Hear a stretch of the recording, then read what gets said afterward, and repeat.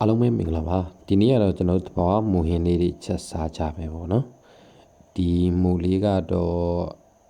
အိမ်ကအမေကနေပေါ့နော်ဒါစားဖို့အတွက်ဆက်ပြီး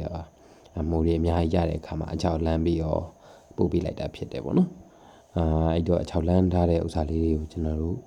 ရေးစင်အောင်ဆေးမယ်ပေါ့နော်ဒါကြတော့ကျွန်တော်တို့ဒီကျင်းမိုတို့ဘာလို့ဖြစ်တယ်ဆိုတဲ့အတွက်ကြောင့်သူကမြေစီလွာပေါ်တဲ့နေရာကနေပြီးတော့ပေါက်လာတာဆိုတော့အသေးတွေများတယ်ပေါ့နော်အဲ့ဒါကြောင့်ကျွန်တော်တို့ကပထမဆုံးရေတစ်ခါပြီးတော့ဒုတိယရေတစ်ခါတတိယရေတစ်ခါရေ၄ချိန်လောက်ကျွန်တော်တို့ဆေးရတယ်ရေ၄ချိန်ဆေးပြီးတော့တဲ့အခါမှာဆိုလို့ရှိရင်တော့အသေးကပြောင်းတဲ့လောက်နီးပါးဖြစ်သွားတယ်ပေါ့နော်ဒါတောင်မှပဲအသေးကနည်းနည်းကြိုက်ချင်တော့ဖြစ်သေးတယ်ဒါပေမဲ့မှုဟင်းကိုစားခြင်းတယ်ဆိုလို့ရှိရင်တော့သဲနဲ့မလွတ်ကင်းဘူးပေါ့နော်ဒါကတော့ကျွန်တော်တို့ဒီတဘာဝမို့ဆိုလို့ရှိရင်တော့သဲနဲ့ကင်းမှာမဟုတ်ဘူးပေါ့နော်အဲ့ဒါကြောင့်ကျွန်တော်တို့အနေနဲ့ရေလေးကိုဆင်အောင်ဆေးပြီးသွားတဲ့အခါမှာရေနည်းနည်းလေးစစ်လိုက်မယ်ပေါ့နော်စစ်ပြီးသွားပြီဆိုလို့ရှိရင်တော့ဒီက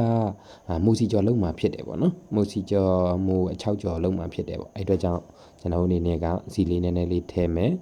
ပြီးတော့စနုံးမုံလေးထည့်မယ်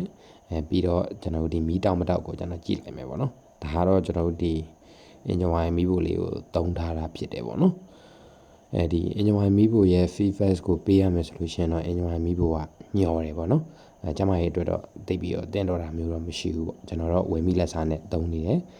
အဲ့တော့ဒီမိုးကြော်တာလေးကိုဆက်သွားရမယ်ဆိုလို့ရှိရင်တော့မိုးလေးကိုထက်စီလေးနဲ့လုံးပြီးတော့ကျွန်တော်တို့ကြော်လိုက်မယ်ပေါ့နော်အဲ့မှာတော့ဒီအချောက်ခံထားတဲ့ဥစ္စာတွေကမညီတာဖြစ်တယ်ဆိုတဲ့အတွက်ကြောင့်ပေါ့နော်ကျွန်တော်တို့နည်းနည်းလေးဒီ6တိတိဖြစ်လာတယ်ဆိုလို့ရှိရင်တော့ကျွန်တော်နည်းနည်းလေးချလိုက်မယ်ပေါ့နော်ဒါကတော့ကျွန်တော်တို့ဒီကြော်ပြီးသွားပါပြီစားလို့ရတဲ့အနေအထားလေးဖြစ်သွားပြီပေါ့နော်အားလုံးကျေးဇူးတင်ပါတယ်နောက်ထပ်ဗီဒီယိုလေးတွေကိုလည်းဆက်လက်ဆောင်မြောက်ကြည့်ရှုပေးပါအောင်ခင်ဗျာ